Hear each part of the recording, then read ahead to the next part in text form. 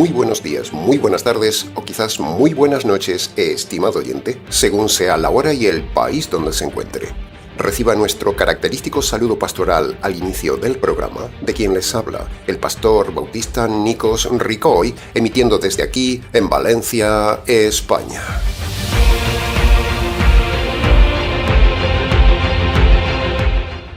Muy bienvenidos una vez más a nuestro nuevo programa semanal Encuentros.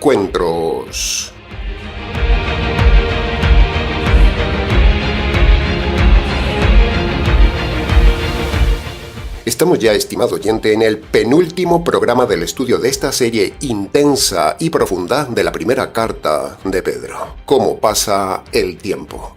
Hoy nos encontramos en el programa número 29 y en apenas un instante en el tiempo, en la próxima semana, culminaremos la serie con el programa número 30.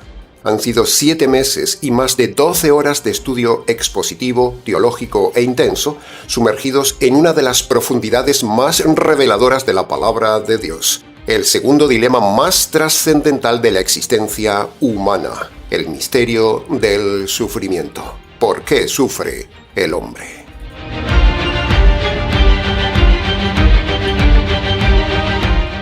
Más allá de sufrir porque vivimos en un mundo caído, más allá del sufrimiento producido por los propios pecados, más allá de esto, el sufrimiento es el instrumento divino con el cual Dios despierta al perdido y perfecciona al convertido. Ese es el arte supremo de la ingeniería espiritual de Dios. Por medio del sufrimiento, Dios diseña la salvación. Por medio del sufrimiento, Dios clama al inconverso para su salvación. Y por medio del sufrimiento, Dios perfecciona al convertido después de la salvación. Puede ver que el sufrimiento está siempre íntimamente relacionado con la salvación del hombre. Todo el dolor humano gira en torno a la salvación, aunque el pagano y el religioso no lo perciban así. Dios sufre, el inconverso sufre, el convertido sufre, pero el propósito es distinto en cada uno de ellos. Dios sufre para salvarle. El inconverso sufre para salvarse y el convertido sufre porque es salvo. El sufrimiento puede conducir a la felicidad eterna o en su rechazo al sufrimiento eterno. Puede ver cuán errados están tantos predicadores, sacerdotes, rabinos y pastores en su enfoque del sufrimiento. Compare lo que predica su pastor, estimado oyente. Compare lo que usted ve en internet. Compárelo con lo que hemos enseñado en esta serie y verá la diferencia.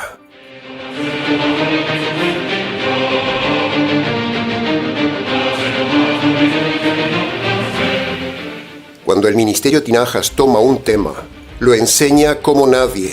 ¿Vanidad? No, objetividad. De hecho, el Ministerio Tinajas es único en cuanto a la exposición del Evangelio jurídico. Nadie lo enseña como nosotros. El Ministerio Tinajas es el ministerio que más ha enseñado en la red sobre el tema del noviazgo, matrimonio y divorcio. Y ahora, el Ministerio Tinajas es el más sobresaliente enseñador sobre el verdadero sentido del sufrimiento.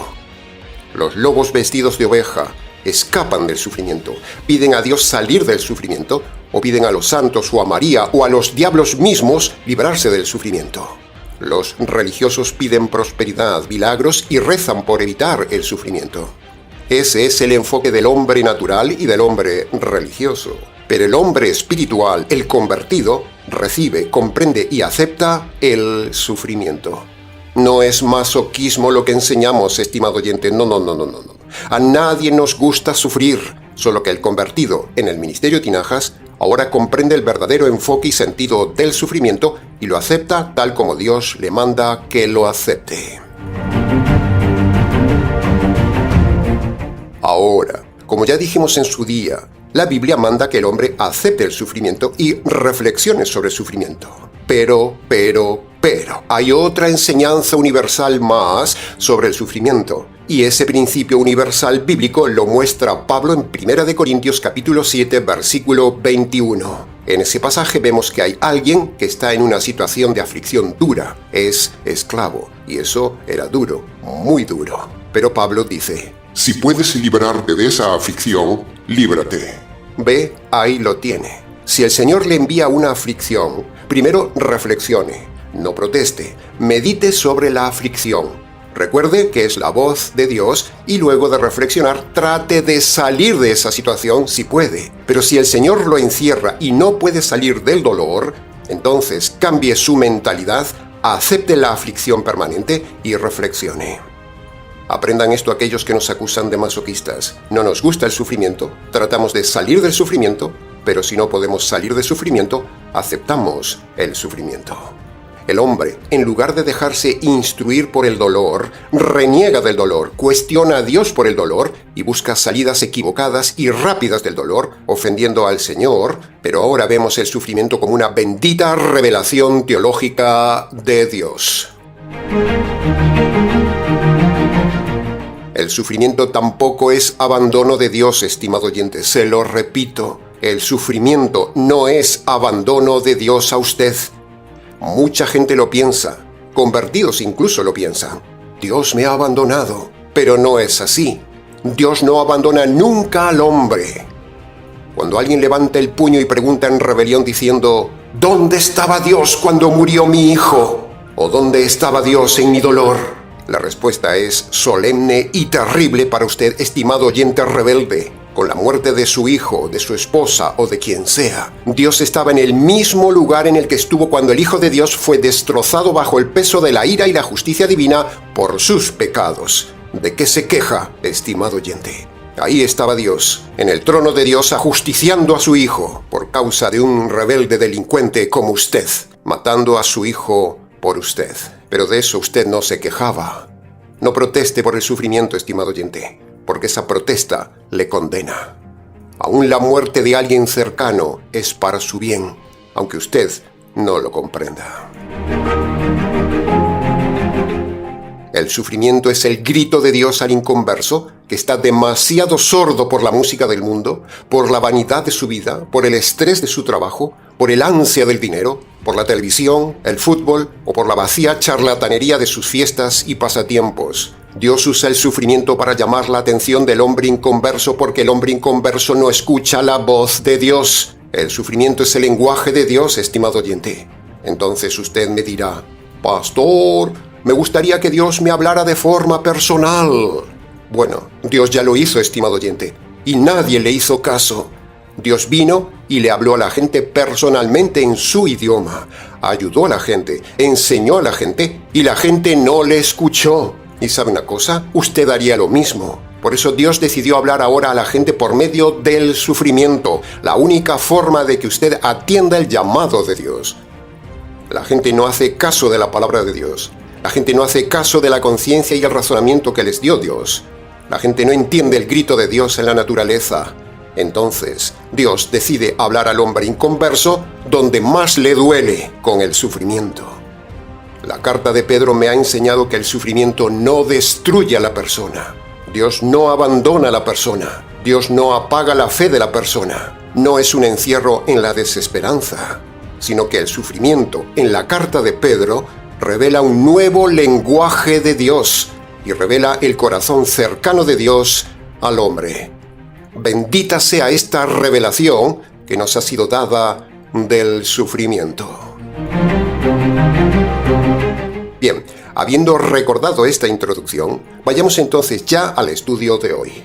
En el equipo de trabajo del Ministerio Tinajas hemos visto que el versículo 12 tiene un particular contenido moral y por eso hemos decidido darle un especial énfasis analizando hoy solo este versículo 12 y dejar para el mensaje final de la próxima semana los dos últimos versículos de la carta. Así que, sin dilatar más el tiempo, analicemos entonces el versículo 12, como siempre, de forma detallada para su mejor comprensión.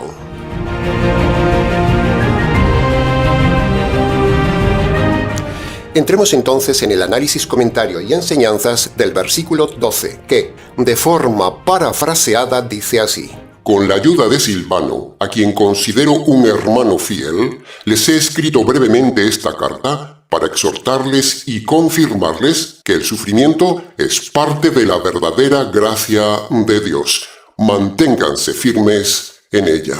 ¿Qué pasaje, estimado oyente? ¿Qué pasaje que veremos ahora? Punto número 1. Dice, con la ayuda de Silvano. La frase es sencilla, es pequeña, casi sin importancia, pero cuando uno la exprime por medio del método expositivo, se convierte en una frase grande, una frase moral con un enorme e importante tema: el servicio de ayuda a los demás. Esta frase nos lleva a la reflexión sobre la cooperación cristiana, a poner los talentos al servicio de los demás. Silvano sabía escribir, Pedro no sabía escribir. Pedro tenía la revelación, Silvano tenía la pluma. Así que trabajaron juntos en una de las obras teológicas más grandes de la humanidad, la primera carta de Pedro. Mire lo que salió de esa ayuda y unidad mutua. Una tremenda carta, una carta única. Esa es la enseñanza moral de esta frase, la ayuda y la unidad mutua. Por eso en el Ministerio Tinajas trabajamos en equipo para poder impactar con más fuerza, dejando un legado único como lo hizo Pedro y Silvano. Aprendamos esta lección moral, estimado oyente: ayudar a la difusión de la verdad con nuestros talentos. ¿Está usted poniendo sus talentos al servicio de la difusión de la verdad? Por eso agradecemos a los colaboradores materiales del Ministerio Tinajas. Estamos muy agradecidos con su ayuda, estimado oyente. Nos permite ayudar a otros.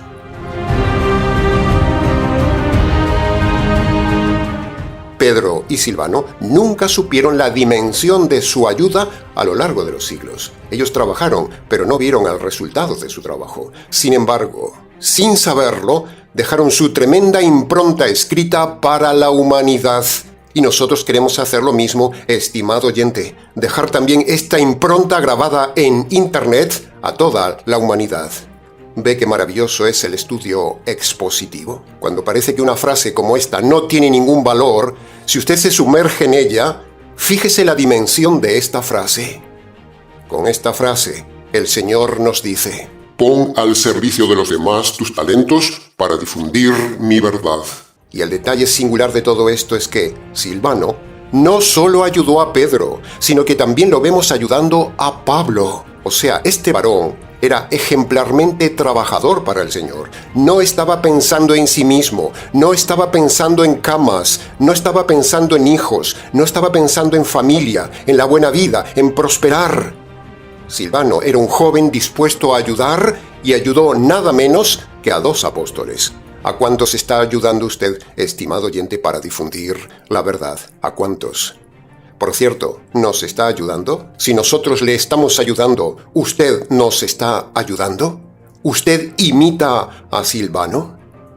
La obra de Dios no avanza por genios solitarios, sino con talentos coordinados donde la fidelidad de los que están en segundo plano sostienen la voz de los que estamos en el primer plano.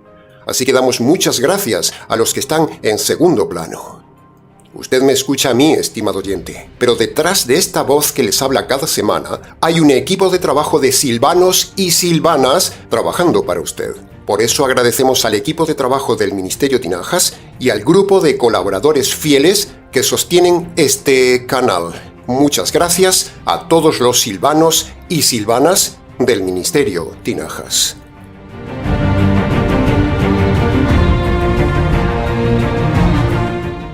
Otra reflexión moral que sacamos de esta pequeña frase es que la autoridad no se diluye por recibir ayuda, al contrario, se fortalece. La autoridad debe delegar sin perder autoridad.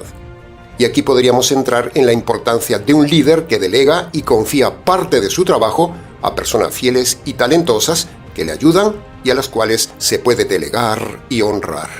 Así que la reflexión es sencilla. Cuando a usted le delegan un trabajo, ¿lo hace con fidelidad, prontitud y con excelencia? ¿O es usted una carga para el pastor? En fin, al terminar este punto, ¿se da cuenta cuántas cosas brotan de una frase usando el método expositivo? Así que anímese a usarlo en su estudio personal, estimado oyente.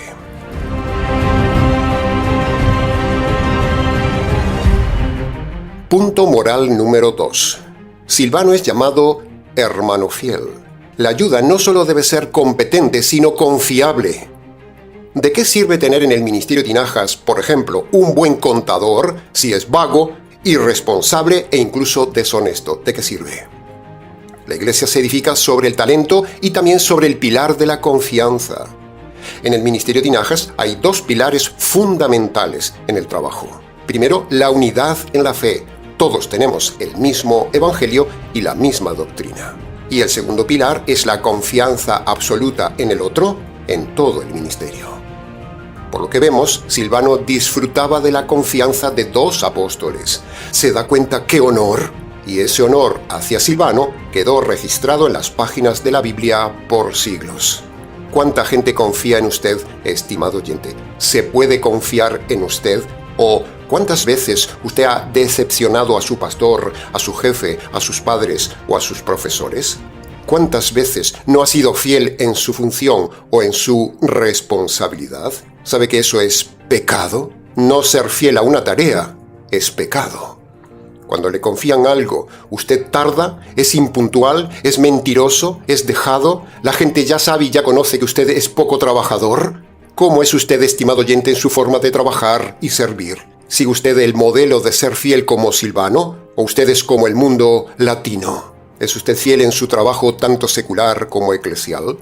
Silvano nos deja el modelo moral de un hombre que trabajaba intensamente para todos y con fidelidad. ¿Qué modelo es usted, estimado oyente? Por cierto, ¿es usted modelo? Por eso hablábamos al inicio, en la introducción, de la importancia moral que tiene este versículo 12, que merecía un estudio individual.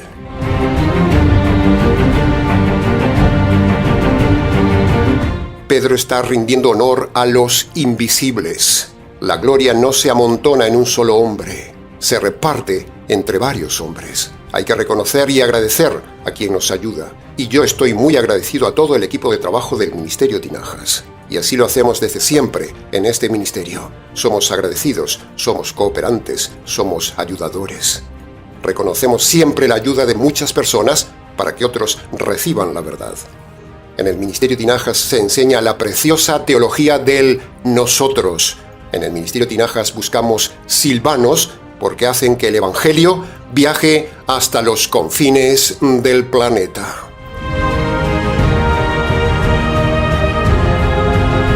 Otra pregunta reflexiva es, ¿cómo lo considera usted su pastor, estimado oyente? Se lo ha preguntado. Fíjese la frase de Pedro, lo tengo como un hermano fiel, o lo considero como un hermano fiel. Por cierto, ¿lo ve así su pastor a usted? ¿Su pastor lo considera a usted como cercano y fiel? ¿Está usted cercano a su pastor o usted va por libre? ¿Cómo lo ve su pastor, estimado oyente? ¿Se lo preguntó alguna vez? La clave de una buena iglesia, de un buen equipo de trabajo, es la cercanía, la calidez, la dependencia del líder, la obediencia inmediata y la sumisión a la autoridad pastoral.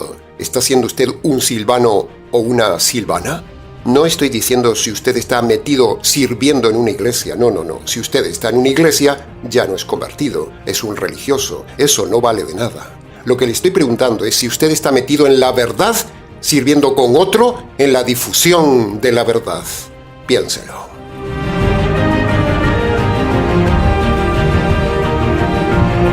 Punto moral número 3.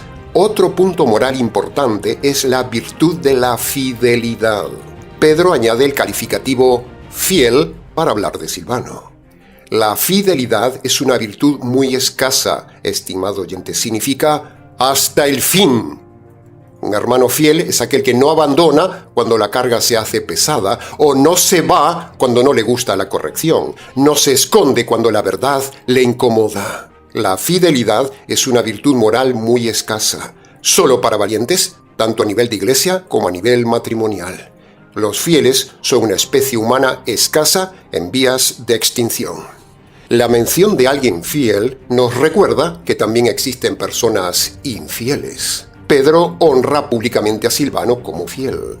Por cierto, ¿es usted fiel en todas las áreas de su vida, estimado oyente? El tema de la fidelidad nos catapulta al tema matrimonial, pero ese es otro tema para otro día. Pero déjeme que le haga la pregunta. ¿Ha sido fiel a su matrimonio? ¿Ha cometido usted adulterio? ¿Ha flirteado con alguien fuera del matrimonio?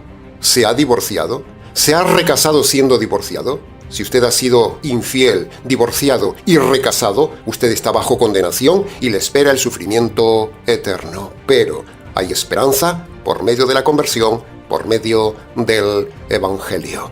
Deje de ser infiel. Punto moral número 4. Dice el texto: les he escrito brevemente. Si bien es cierto que la brevedad puede ser una virtud moral, en este caso creemos que, en temas tan importantes como los doctrinales y teológicos, precisamente ser breve es un fallo, otro fallo de Pedro. Ser breve es un error porque implica falta de comunicación y la falta de comunicación es falta de amor. La gente necesita explicación, necesita enseñanza detallada, necesita evidencia versicular, necesita abundancia. La gente necesita amplitud del tema, no ser breve. De hecho, hemos mostrado a lo largo de la carta de Pedro varias veces, varias expresiones muy breves, poco entendibles, que nosotros hemos tenido que ampliar y explicar para que la gente lo entienda mejor, porque precisamente por haber sido breve, la gente no entiende a Pedro. Pedro tendría que haber sido más extensivo en su carta, y ahí hemos entrado nosotros con nuestra maestría para explicar esta teología breve de Pedro y hacer más amplia en nada menos que 30 mensajes en 7 meses el mensaje de Pedro. Un pastor no debe ser breve en sus explicaciones, debe ser claro, debe ser detallista, debe ser expositivo, debe ser extensivo, debe ser explicativo, debe ser ordenado, debe ser claro. Y con todos los respetos hacia nuestro estimado hermano Pedro, Pedro no tiene nada de esto. Es todo desorden, poco claro, poco extensivo, es minimalista en todas sus expresiones doctrinales, lo cual complica entender la revelación de Dios. Y no solo Pedro comete este error de ser breve, sino también otros apóstoles. De todo esto ha aprendido el ministerio de Tinajas, por eso somos expositivos, explicativos y extensivos. Somos un modelo, somos un referente de estudio doctrinal en la red. Es cierto que el mensaje de Pedro es único, exclusivo y profundo en el tema del sufrimiento como ningún otro. Pero, ¿qué sentido tiene que el mensaje sea profundo si es tan breve que no se entiende? Esa brevedad sin estudio se convierte en pobreza y superficialidad, porque si nadie entiende sus frases breves, ¿de qué sirven? Entonces alguno me dirá: pero pastor, la brevedad es buena como síntesis de lo esencial. Bueno, estimado oyente, no se ponga filósofo. Esa tesis, desde el Ministerio Tinajas, la derribamos fácilmente con estos 3 argumentos siguientes. Primero, el ejemplo extensivo de Pablo en sus cartas. Pablo era extensivo. Segundo, los evangelistas en sus evangelios fueron extensos. Y tercero, el Señor mismo da ejemplo de esto. Lucas capítulo 24, versículo 32, dicen los discípulos: Oye, ¿no ardía nuestro corazón mientras conversaba con nosotros y nos explicaba las Escrituras? Ve, ahí tiene el argumento correcto y bíblico. Jesús se extendía y explicaba. El verbo está en pretérito imperfecto del indicativo, o sea, habla de acción continua, extensa, hecha en el pasado. La ley hermenéutica de la gramática nos ayuda con este tema. En resumen, hay que extenderse y explicar a la audiencia cada tema. Por lo tanto, otro fallo de Pedro. En el Ministerio Tinajas aprendemos a ser extensivos y explicativos como hacía el Señor. Queremos el equilibrio, estimado oyente. Queremos extensividad, pero a la vez hacer arder el corazón del oyente, no hacer dormir al oyente. Esa es nuestra pedagogía pastoral, es nuestra meta. Aprendemos del Señor a ser explicativos. Aprendemos de Pablo a ser argumentales. Y aprendemos de Pedro a no ser elementales. Un predicador debe mantener siempre un nivel pedagógico de enseñanza fresca, atractiva, rica, variada, intensa, bien clara, documentada, diversificada y expositiva. Ese es el verdadero predicador, no los showmans de hoy, no los pesados soporíferos mentecatos pastores de hoy, no los presumidos académicos de hoy, ni los gritones de hoy. Ser enseñador no es para cualquiera, y este canal tampoco es para cualquiera. Este canal es solo para valientes.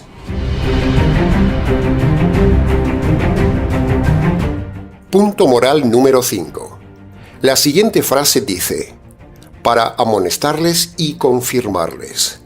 Una de las funciones más difíciles del líder es la parte correctiva, y eso lo hemos vivido muchos años hasta el presente. A la gente le gusta lo que enseñamos, pero no les gusta que los corrijamos. A la gente le gustaba lo que Jesús enseñaba, les parecía original, incluso se admiraban, dice la Escritura, pero no se convertían ni les gustaba la corrección de Jesús. Lo mismo sucede con nuestro trabajo pastoral. A la gente le gusta nuestra doctrina, pero no les gusta que le corrijamos el carácter. Ese es el gran problema de un líder, la amonestación. A la gente no le gusta que le amonesten, y los líderes están más cómodos no amonestando a la gente. Imagínese que un líder amonesta a los fornicarios de su iglesia, o que amonesta a los adúlteros de su iglesia, que amonesta a los políticos que están metidos en su iglesia, o a las mujeres mal vestidas en su iglesia. ¿Qué pasaría? Pues sencillo, que ese líder se quedaría solo y sin entradas de dinero, porque la gente se marcharía. La iglesia es todo un negocio. Por eso no se exhorta, no se amonesta, no se dice la verdad, porque la gente penaliza al pastor quitándole el apoyo material si el pastor es radical. A la gente no le gusta que le toquen el carácter, no le gusta que le digan las verdades, no le gusta que les toquen sus pecados. Se revuelcan como gatos o como serpientes y se van. Hay gente que dice que se ha convertido, pero son retorcidos, son soberbios, son resistentes a la amonestación pastoral. Toda una evidencia de que no se han convertido nunca y aún siguen siendo perdidos. Porque si su carácter sigue siendo fuerte, retorcido, mal geniado, rebelde y demás, entonces usted no se ha convertido. Es pura lógica. No existe tal cosa como convertido soberbio. Son incompatibles. Así que amonestar es una de las dos formas de conocer si una persona se ha convertido. La otra forma de saber si alguien se ha convertido es precisamente el sufrimiento, las pruebas, las aflicciones, las persecuciones por causa del Señor y su Evangelio. En el Ministerio Tinajas hemos tenido tristemente algunos casos de soberbia, gente resistente, retorcida y terca a la amonestación pastoral, pero los hemos dejado de lado. ¿Para qué queremos cabras en el Ministerio Tinajas? Terminamos este punto parafraseando el refrán popular. Dime cómo respondes a la corrección pastoral y te diré quién eres.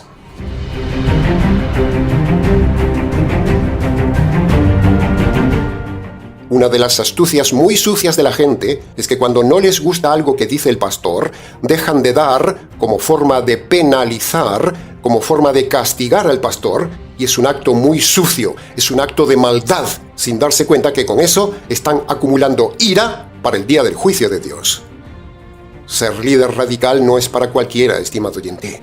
Hoy en día cualquiera es líder porque son flojos, chisteros, showmans, motivadores, consentidores del pecado, permisivos, simpáticos, divorcistas, mundanos, materialistas y mucho más. Todos esos tienen la simpatía del público y ganan dinero con eso. Pero otra cosa es ser fiel, radical, bíblico y amonestador del pecado de la gente. Esos no somos bien vistos, somos pocos. Así que la pregunta es, ¿a quién está escuchando usted, estimado oyente? ¿A un pastor flojo o a un pastor radical? Recuerde que no se puede escuchar a dos señores, dijo Jesús. O usted está con el Ministerio Tinajas o usted está en su iglesia. Si usted es tibio, usted será vomitado al abismo eterno. Tenga cuidado con los pastores flojos que escucha, estimado oyente.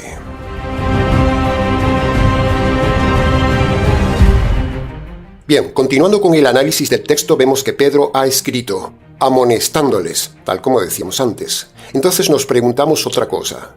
Si los convertidos ya estaban sufriendo bastante con la persecución, ¿aún encima el apóstol tenía que amonestarles? ¿No se supone que ya tenían bastante con el sufrimiento externo por ser cristianos, como para que Pedro aún encima venga a amonestarles añadiendo más dolor? Es un buen argumento.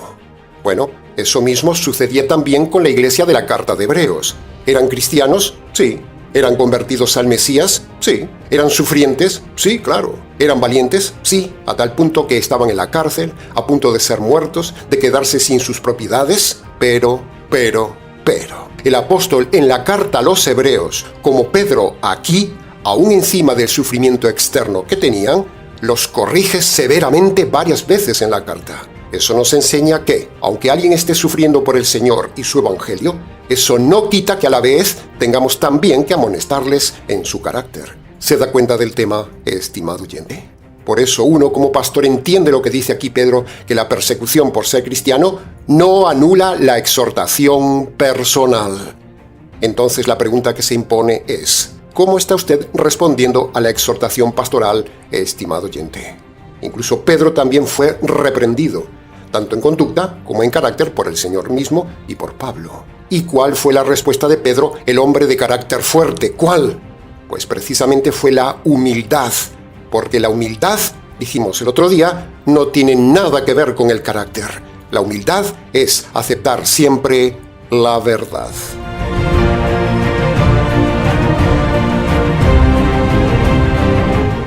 Punto moral número 6. Dice la frase, esta es la verdadera gracia de Dios. ¿Y a qué gracia se refiere Pedro aquí? Bueno, hemos visto en el mensaje pasado que hay varias gracias de Dios. Si usamos la ley del contexto, vemos que Pedro aquí está hablando del sufrimiento y del sufrimiento como una gracia. Por lo tanto, aquí Pedro se refiere a que el sufrimiento por ser convertido es la verdadera gracia de Dios, patentada, diseñada, elaborada, fabricada y enviada desde el cielo en caja de oro a usted, envuelta en papel especial y con cinta dorada. Pregúnteselo a Job. Es más, ya hemos dicho que el hombre no recibe nada sin que sea autorizado y enviado por el Señor desde el cielo. Juan capítulo 3, versículo 27. Entremos ahora en el punto número 7 del versículo 12. Algunas versiones bíblicas usan en este pasaje el término confirmar, y eso coincide con las palabras que le dijo Jesús a Pedro en Lucas capítulo 22, versículo 32. Confirma a tus hermanos. Así que no podemos dejar pasar esta ocasión ideal para ridiculizar y derribar la falsa doctrina católico-romana del sacramento de la confirmación, un invento romano. Nunca vemos a Pedro confirmar a nadie ungiéndolo con aceite en la frente como hace la Iglesia católica.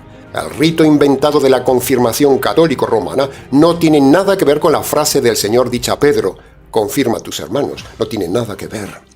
Confirmar no es ponerle aceite en la frente y engañarlos con eso de que son salvos. Si analizamos en Pedro lo de confirmar, vemos que la confirmación es por medio del poder de las palabras, no por medio del poder de un rito de ungir con aceite a alguien. Es más, cuando Jesús dijo que Pedro confirmara a sus hermanos, no le dijo que les pusiera aceite en la frente en una ceremonia. No hay ninguna confirmación al estilo católico romano en todo el Nuevo Testamento. Los teólogos católicos se han inventado el rito y el sacramento de la confirmación. No está en el Nuevo Testamento. Ellos dicen que en ese momento de la confirmación, la persona ungida con aceite recibe el Espíritu Santo, pero eso es falso. En primer lugar, porque confirmar es supervisar, repasar que alguien está haciendo y creyendo lo correcto. Eso es confirmar, no ponerle aceite. En segundo lugar, Pedro nunca habla en sus cartas, ni lo vemos nunca en el libro de los Hechos, hablar de un sacramento llamado confirmación. Aquí vemos que la confirmación es con palabras y se puede hacer a la distancia, como lo hacía Pedro con sus cartas. Por ejemplo, también lo que estamos haciendo nosotros con usted. Lo estamos confirmando en la verdad. Este anti-Pedro moderno, que presume de ser el sucesor de Pedro, no hace lo que dice Pedro y apoya la confirmación sacramental con aceite, que es pecado. Este antipedro no imita a Pedro. Así que jaque a la falsa doctrina de la confirmación sacramental católico-romana.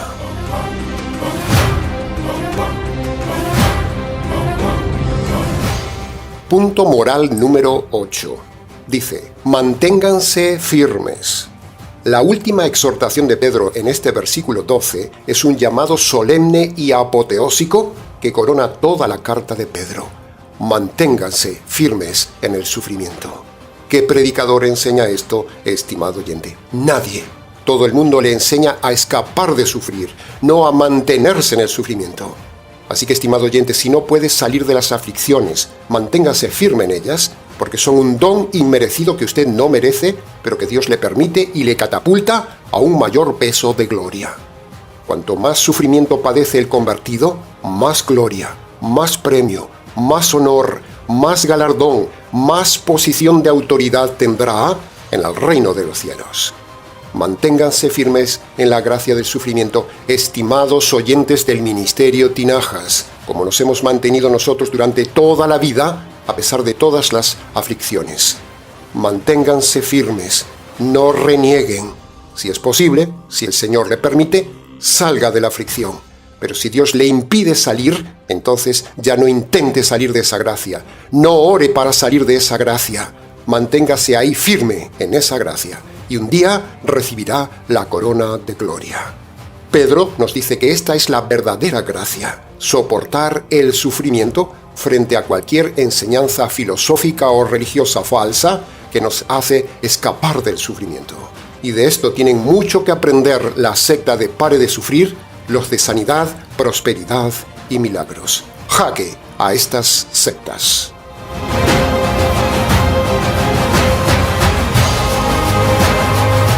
Y punto número 9 del versículo 12. Permanecer es un mandato. Permanecer o mantenerse firmes es la evidencia de una conversión. No es un acto momentáneo, no es un acto temporal o un tiempo de aguante del sufrimiento. No. La clave de la conversión es la permanencia en el sufrimiento. Si usted se va, usted es un perdido. Punto. Pedro sabe que la tendencia humana es aflojar. Por eso habla de permanecer.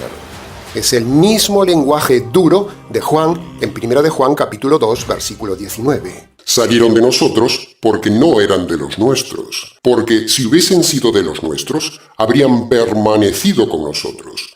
Pero se fueron para demostrar que no eran de los nuestros. ¿Ve? ¡Qué pasaje, estimado oyente! Redundante, intenso y fuerte. El reino de Dios demanda permanencia en el sufrimiento, porque el sufrimiento es la escuela de Dios. Si usted se va de la academia, Él lo enviará al calabozo eterno. La conclusión de Pedro en este versículo 12 es apoteósica. Es el grito de un capitán. Soldados, manténganse firmes en la batalla hasta el final. Amén. Aleluya.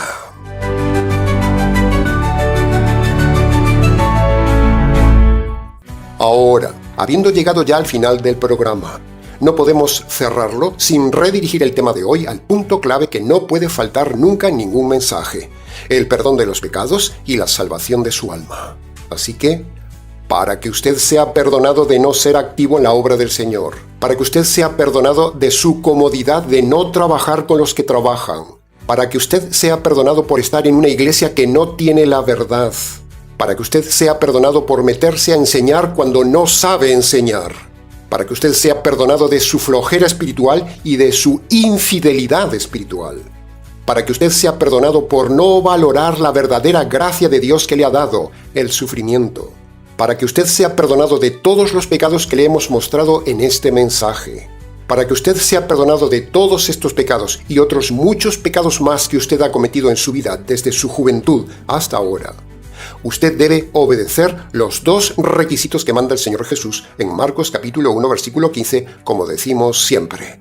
Los tiene en pantalla. El primer requisito que pone el Señor Jesús es el arrepentimiento. El arrepentimiento es la actitud y decisión de humillarse ante Dios, reconocer de forma concreta sus pecados ante Él y la decisión de abandonar sus pecados. Esto es el verdadero arrepentimiento. El segundo requisito es creer el Evangelio. Y para creer el Evangelio, usted previamente debe reconocer que merece la justicia divina por sus pecados. A la vez, usted debe reconocer también ante Dios que esa justicia que usted merecía le cayó al Señor Jesús en la cruz. Y ahora, habiendo reconocido esto, usted debe agarrar por la fe esa justicia caída un día sobre el Señor Jesús. Esa es la buena noticia. Eso es el Evangelio, la justicia caída sobre el Señor Jesús. Nuestro consejo pastoral, estimado oyente, es que vaya a su habitación y allí, en el silencio de ese lugar, de rodillas si puede, y descalzo en señal de reverencia ante Dios, allí, tómese su tiempo, olvídese de todo y de todos, abra su corazón, abra su boca ante el juez y en sus palabras, sea honesto y obedezca los 2 requisitos de Marcos capítulo 1 versículo 15. Cuando usted obedece estos 2 requisitos con cada paso, Dios le perdonará todos sus pecados y lo salvará del castigo eterno. Este es el verdadero, maravilloso y único método de salvación bajo el cielo. En ninguna iglesia enseñan este método. El que obedezca Marcos capítulo 1 versículo 15 se salvará y el que no lo obedezca se condenará. Que conste en acta.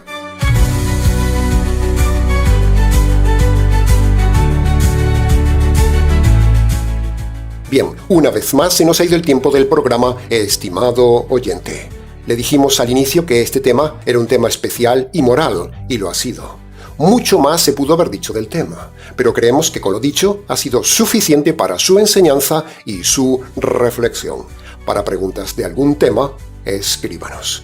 ministeriotinajas@gmx.es.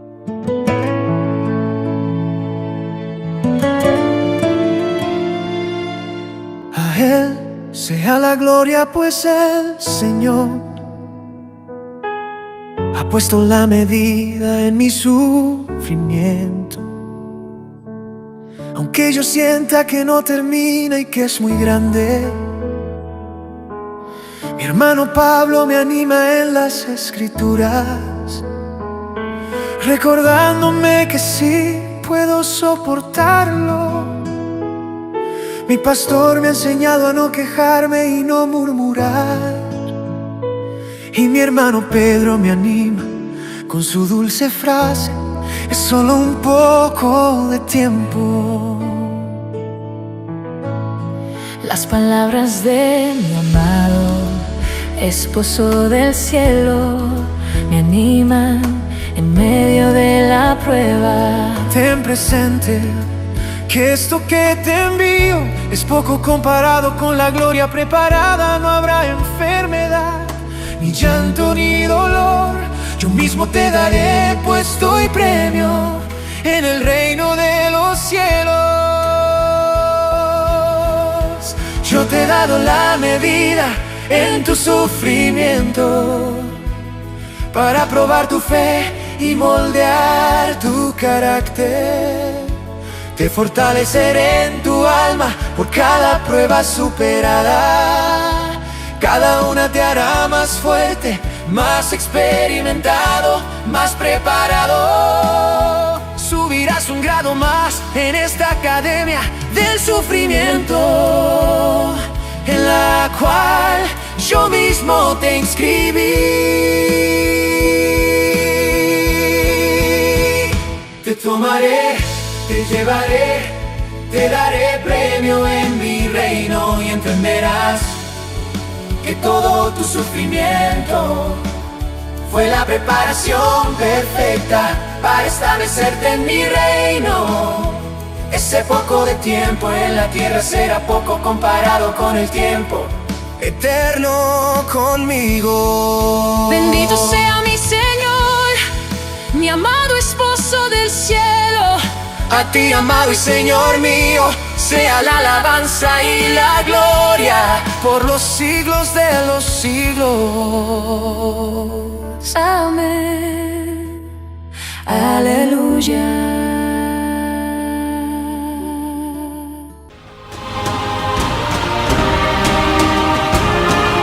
Nada más por hoy, estimado oyente. Como siempre, les ha compartido este programa quien les habla, el pastor y expositor bíblico Nikos Ricoy, emitiendo desde la ciudad de Valencia, España. Será entonces, con el gusto de siempre, hasta el próximo mensaje, aquí en nuestro habitual programa semanal Encuentros.